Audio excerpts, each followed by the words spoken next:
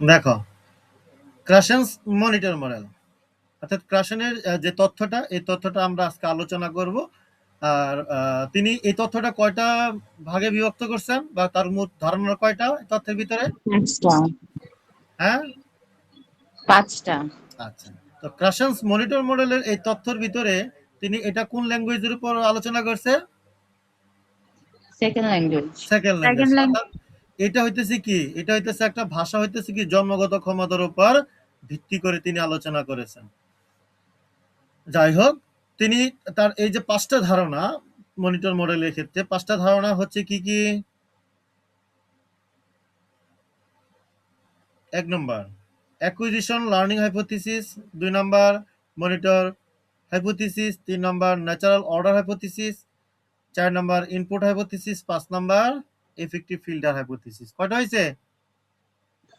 5টা। এখন তোমাদের পরীক্ষায় যদি এই 5টা থেকে যে কোনো একটা শর্ট প্রশ্ন আসতে পারে না?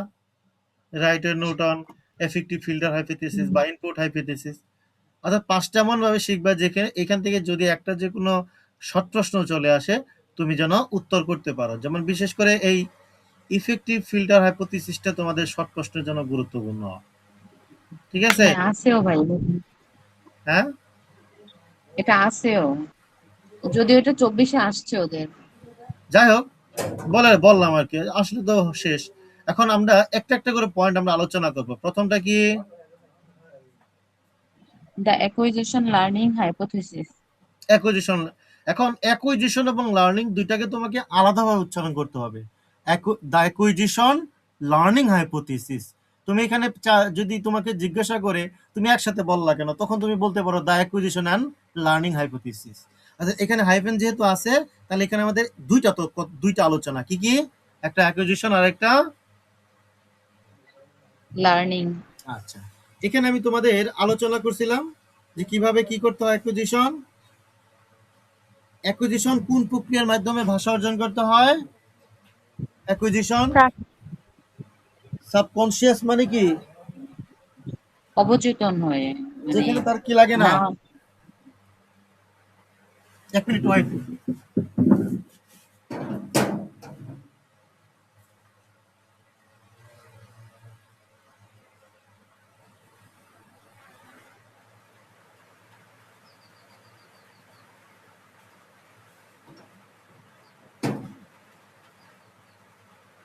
এখন শোনো, তাহলে এখানে কোনো অ্যাকুইজিশন শিখতে গেলে স্বাভাবিক প্রক্রিয়া, এখানে কোনো তোমার কি লাগে না, আলাদাভাবে কোনো জ্ঞানের প্রয়োজন হয় না।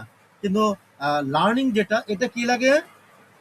কনসিয়াস, অর্থাৎ একটা শিশু যখন শিখবে বা একটা মানুষ যখন কিছু শিখবে, তখন তাকে কি করতে হয়? সচেতন থাকতে হয়। সচেতন থাকতে হয় না? যদি সে কোনো গ্রামার শিখে, কোনো ব্যাকরণের নিয়ম শিখে, তখন তাকে কি করতে হয়? সচেতন থেকে বা জ্ঞানের মাধ্যমে সচেতন। শিখতে হয়। কিন্তু একটা শিশু জন্মগ্রহণ করার পরেই শিখে, একটা লার্নিং পদ্ধতিতে শিখে না অ্যাকুইজিশন পদ্ধতিতে শিখে? অ্যাকুইজিশন পদ্ধতিতে। অ্যাকুইজিশন, কারণ তখন তার জ্ঞানের প্রয়োজন হয় না, সে চারপাশে যা শুনে এটা থেকে সে শেখার চেষ্টা করে। তাহলে অ্যাকুইজিশন এবং লার্নিং এর ভিতরে যদি পার্থক্য দেয়, পারবা? জি ভাইয়া। আচ্ছা, তাহলে আমাদের 1 নম্বরটা ক্লিয়ার, অ্যাকুইজিশন এন্ড লার্নিং। 2 নম্বরটা কি? The monitor hypothesis. আচ্ছা, ভাষা শেখার সময় একজন শিক্ষার্থী লক্ষ্য করে যে তার সচেতনভাবে শেখা দ্বিতীয় ভাষার জ্ঞান তার নিজে কথা বলার সময় পরীক্ষা বা যাচাই করছে। ক্রাসেন মানব মস্তিষ্কের এই ক্ষমতাটাকে মনিটর হিসেবে উল্লেখ করেছেন। আমি আগে দেখতেছি। আচ্ছা, এখানে মনিটর হাইপোথিসিস, এখানে তুমি সেকেন্ড ল্যাঙ্গুয়েজ যে শিখলা, এই সেকেন্ড ল্যাঙ্গুয়েজ শেখার পর তুমি যে কথা বলবা, কথা বলার ক্ষেত্রে তোমাকে যাচাই করতে হবে তুমি অতিরিক্ত কিছু বলতেছো কিনা, বা তুমি সাবলীলভাবে কথা বলতেছো কিনা, বা তোমার কথার ভিতরে ভুল হচ্ছে কিনা। তাহলে এইখানে তোমাকে কি করতে হবে কথা বলার সময়? বলো। তাহলে একজন মানে মনিটর হাইপোথিসিসের ক্ষেত্রে সেকেন্ড ল্যাঙ্গুয়েজ বলার সময় একজন শিক্ষার্থী তার নিজের কথাটাকে সে যাচাই করে বা পরীক্ষা করে। এটা হইতেছে কি? Monitor hypothesis. এখন এইটার উপর ভিত্তি করে ক্রাশিয়ান 3টা ভাগে বিভক্ত করছে। একটা হচ্ছে কি মনিটর ওভার ইউজার, একটা হচ্ছে মনিটর আন্ডার ইউজার, আর একটা হচ্ছে মনিটর অপটিমাল ইউজার। এখন এই 3টা আমরা আলোচনা করি। দেখো মনিটর ওভার ইউজার কোনটা? দেখো একটা স্টুডেন্ট কথা বললো, কথা বলাটা তার স্বাভাবিক না বা সাবলীল ভাবে সে কথা বলতে পারতেছে কিনা, অর্থাৎ এই ক্ষেত্রে মনিটর ওভার ইউজারের ক্ষেত্রে স্টুডেন্টরা বা আহ, শিক্ষার্থীরা কি করে, এই ধরনের শিক্ষার্থীরা অধিক যাচাই বা পরিদর্শন করে, যার ফলে তাদের বক্তব্য সঠিক হলেও স্বাভাবিক বা সাবলীল হয় না। অর্থাৎ তারা যা কথা বলে সেটা তারা কিভাবে কথা বলে না, ফ্লুয়েন্সি মানে সাবলীল অনর্গল ভাবে কথা বলা অর্জন করতে পারে কিনা, পারে না।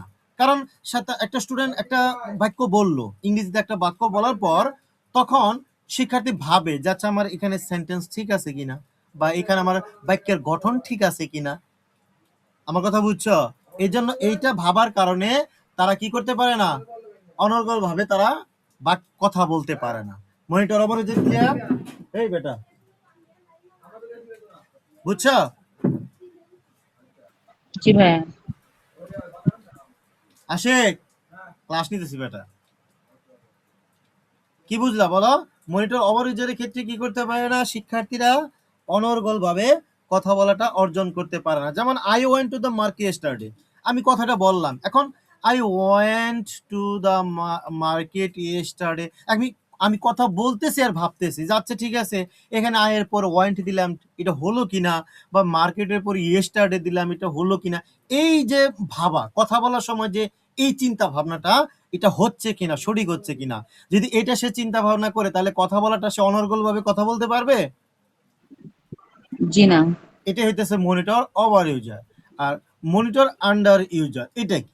এটা হচ্ছে যে সে কথা বলবে, সে সঠিক হোক ভুল হোক, এখানে সে কথা বলবে, কথা বলার সময় এখানে তার ভাষার ব্যবহার স্বাভাবিক, ভাষা বলাটা স্বাভাবিক, কিন্তু এখানে তার বাক্য সঠিকটা খুব কম, বাক্য সঠিকটা কি থাকে, কম।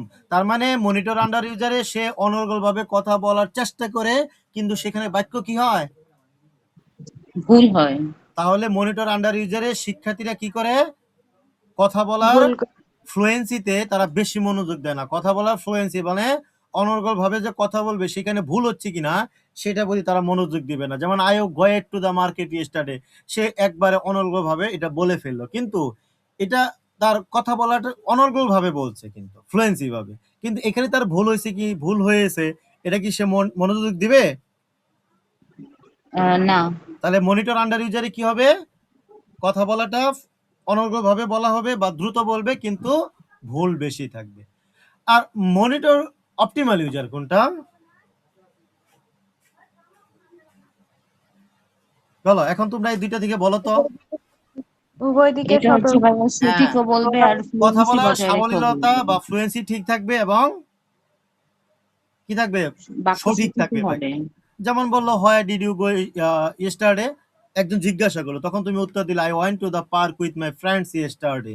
তাহলে দেখো এখানে ওই যে প্রশ্ন করলো, প্রশ্ন করার পর বি যে শুনলো, শোনার পর সে উত্তর দিবে, আচ্ছা যে আমি উত্তরটা দিব টেন্স কোন টেন্স অনুযায়ী দিব, এটা সে ভাবে নাই।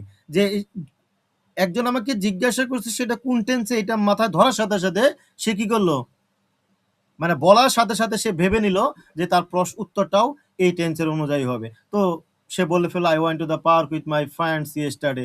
তার মানে কথা বলাটা সাবলীলতা এখানে ঠিক থাকবে, এবং কি থাকবে, বাক্য বলাটাও সঠিক থাকবে। ক্লিয়ার এখন? জি ভাইয়া। আচ্ছা, তাহলে মনিটর ওভার ইউজারে কি হবে, তা সে ফ্লুয়েন্সিটা তো অর্জন করতে পারে না।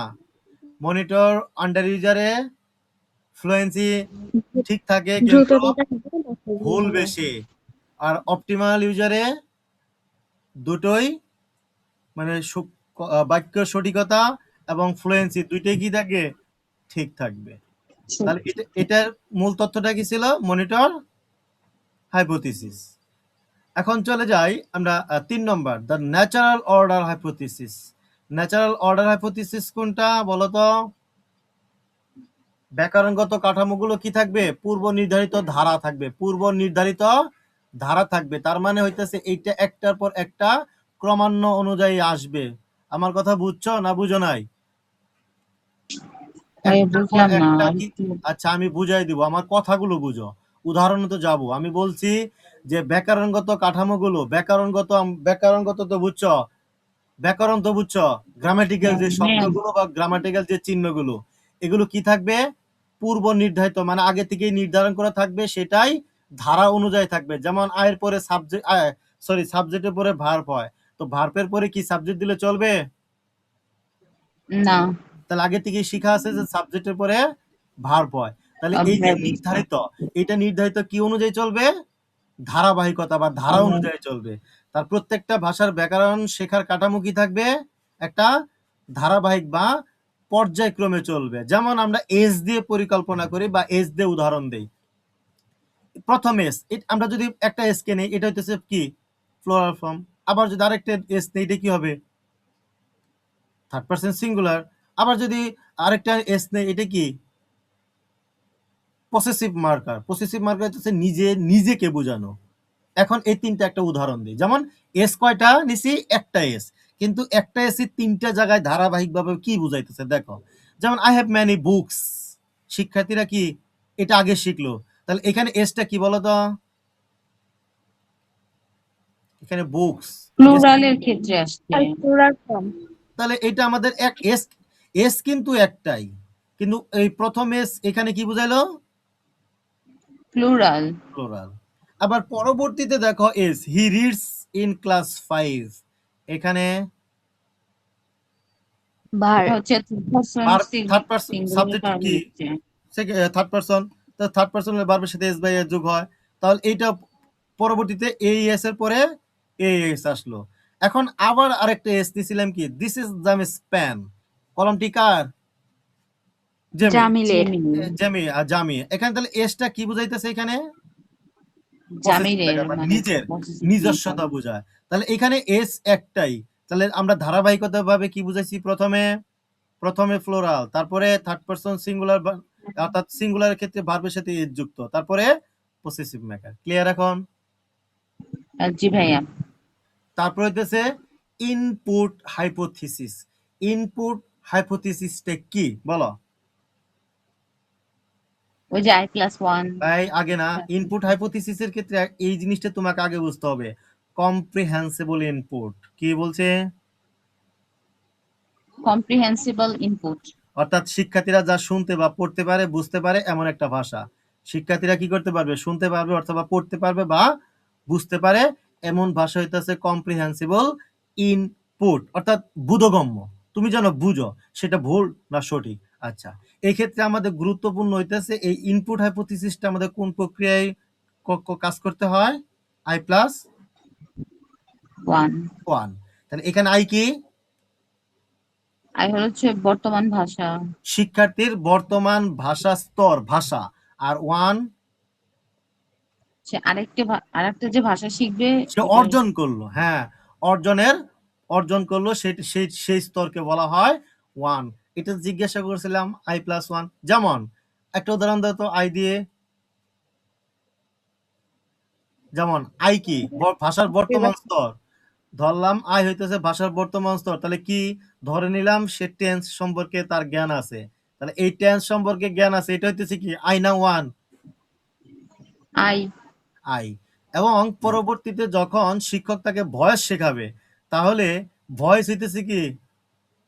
টেন্সের পরে এক ধাপ I+1 পরে, তাহলে এখানে ওয়ান হইতেছে কি? ভয়েস। তাহলে বর্তমান আমরা একটা ভাষা শিখার পরবর্তীতে আরেকটা যে ভাষা শেখা বা অর্জন করা হয় সেটা হইতেছে ওয়ান। তাহলে আই প্লাস কি হইলো?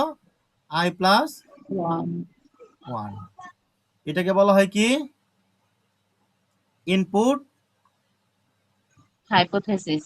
ইনপুট হাইপো, তাহলে ইনপুট শব্দটা আমরা নাম শোনার সাথে সাথে এখানে কি যুক্ত করব? ইনপুট মানে আই ঢুকানো। প্লাস, I+1 হ্যাঁ। তারপর হচ্ছে কি? Effective filter hypothesis. Effective filter hypothesis. দেখো, এই এফেক্টিভ ফিল্টার হাইপোথিসিসের কিছু তথ্য আছে, যেটা হইতেছে ভাষা শেখার সময় আমাদের ভিতরে উদ্বেগ, ভয়, বিভ্রান্তি, অতিরিক্ত চাপ এগুলো কাজ করে? বলো, হুম, কথা বলার সময় এগুলো কাজ করে কিনা? করে। তুমি যখন ভাইভাতে যাওয়া, তখন তোমাকে প্রশ্ন করবে, তখন তুমি কি কাঁপবা না, ভয় পাবা না? তখন যখন তুমি উত্তর দিবা, তখন তোমার সঠিক হচ্ছে কিনা সেটাও তুমি ভাববা। ভয়, বিভ্রান্তি, উদ্বেগ, অতিরিক্ত চাপ মাথার ভিতরে, এগুলো হইতেছে এফেক্টিভ ফিল্টারের উপাদান। অর্থাৎ যখন একজন শিক্ষার্থী ভাষা শেখার সময় উদ্বিগ্ন থাকে বা ভয় থাকে, তখন সে কি করতে পারে না, ইনপুট মানে এই যে টিচার যে জিজ্ঞাসা করতেছে এই তথ্যটা সে ঠিক মতো গ্রহণ করতে পারে না, যার ফলে সে কি ভয় পায়, কথা বরং উত্তর দিতে পারে না। কথা বুঝছো? জি ভাইয়া। যেমন এই যে একটা উদাহরণ দিছি, যেমন তোমাকে জিজ্ঞাসা করলে তখন তুমি কিভাবে উত্তর দিতেছ? থেমে থেমে, আই আই আই গো। একদম তারপরে হ্যাঁ, মানে এখানে তুমি তুতলামি করে কথা বলতেছো। ডট ডট মানে এখানে কি বুঝাইছি বলো? মানে কিছুক্ষণ আটকে থেমে আবার ওইটা রিপিট করা। হ্যাঁ, মানে তুমি আটকে আটকে কথা বলতেছো, সেটাই হইতেছে কি এফেক্টিভ ফিল্টার। তার মানে তুমি এখানে হয়তো ভয় পেতেছো বা তোমার এখানে বিভ্রান্তি কাজ করতেছে, আমি যে বলবো সেটা সঠিক আছে কিনা। শেষ? আর কারো কোনো সমস্যা আছে? জি না, আমার তো নেই। এখন মনে পড়তেছে যে থার্ড ইয়ারে তো এইটাই পড়ছিলাম।